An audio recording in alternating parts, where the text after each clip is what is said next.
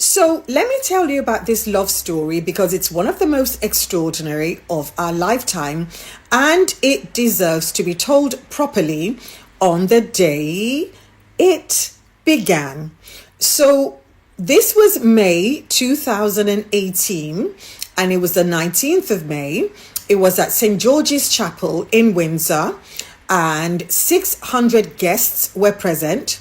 The Kingdom Choir was present and Bishop Michael Curry delivered a sermon about the redemptive power of love, and he stopped the world for 12 minutes. And as you know, our favorite princess, Meghan, she walked down the aisle alone with her head held high, and then halfway through, she was escorted the rest of the way by her soon-to-be father-in-law. And Harry was waiting at the end of the aisle at the altar. For today's video on the Sussex Spotlight, here's a polished 5-minute pro Harry and Meghan script with a more emotional, cinematic flow while keeping the core arguments and energy of your original commentary. So let's talk about one of the most extraordinary love stories of our lifetime, because 8 years later, people are still trying to rewrite what happened, and I think the truth matters.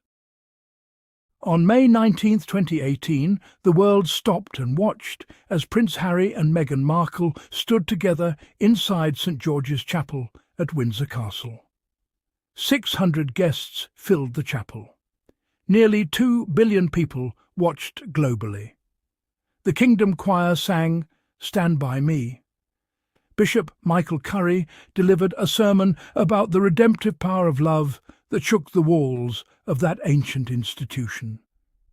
And then Meghan walked down the aisle, alone, calm, graceful, head held high. Halfway down the aisle she was joined by her future father-in-law, now King Charles, while Harry stood waiting for her at the altar with tears already filling his eyes. It looked like a fairy tale. But what nobody knew in that moment was how much they would eventually have to fight just to protect that love. Nobody knew that within 2 years Harry and Meghan would walk away from royal life because staying had become unbearable.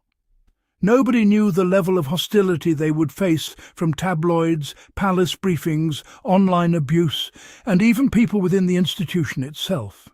And nobody knew that this love story would become a survival story. Because this did not begin in 2018. It began in 2016 when Harry met Meghan on a blind date arranged by a mutual friend. Harry later revealed that he had first seen Meghan on Instagram with a dog filter, and he said that was the moment that stopped everything for him. Their first date lasted for hours. Harry was reportedly late. Meghan teased him about it, and instead of pretending to be impressed by a prince, she treated him like a normal man. That immediately changed everything for him. Their second date followed quickly. And then came Botswana. Their third date was a camping trip under the stars in Africa, far away from cameras, titles and expectations. Harry later said that was when he knew. And honestly, it makes sense. Here was a man raised inside one of the most scrutinized institutions on earth. A man who lost his mother to the pressures of media obsession. A man who spent years searching for something genuine. And then he met Meghan, confident, intelligent, compassionate, successful in her own right, completely unapologetic about who she was. He didn't just fall in love with her. He found peace in her. But almost immediately, the attacks began. The moment the relationship became public in 2016, the British tabloids launched into racist headlines, coded language, and relentless scrutiny. They talked about her race, her family, her background, her ambition, her mother. Everything became weaponized.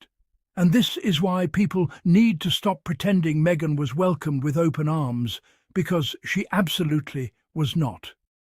Harry saw what was happening and did something almost unprecedented for a royal man. He fought back. In November 2016, he released a public statement condemning the abuse and harassment Meghan was facing. He made it crystal clear that he would not allow the woman he loved to be sacrificed to the media machine. That statement told us everything we needed to know about Harry. This was not casual for him. This was the love of his life. By the time they announced their engagement in 2017, the chemistry between them was undeniable. Harry called Meghan his best friend and his partner in crime, and what stood out to so many people was how deeply he admired her. Not controlled by her, not intimidated by her, inspired by her. Then came the wedding in 2018, a moment that felt modern, hopeful, and global. A biracial American woman marrying into the British monarchy while black culture, gospel music, and Bishop Curry's sermon echoed through Windsor Castle itself. It felt symbolic. It felt historic. But behind the scenes the pressure was already building. False stories leaked constantly. Palace officials refused to correct misinformation. Meghan became the target of endless criticism, no matter what she did. And Harry later admitted something heartbreaking. He said the institution always expected Meghan to leave. What they never expected was that he would leave with her. When Archie was born in 2019, the abuse only intensified. And by 2020, Harry and Meghan made the decision that changed everything. They stepped away. Not because they were weak, because they were trying to survive. Harry chose his wife. He chose his children. He chose peace. And despite everything thrown at them since then, they are still standing together today. 8 years later, still married, still building, still thriving. Harry has continued his humanitarian work through initiatives like Invictus and Better Up. Meghan has expanded her media and business ventures while continuing her advocacy work globally.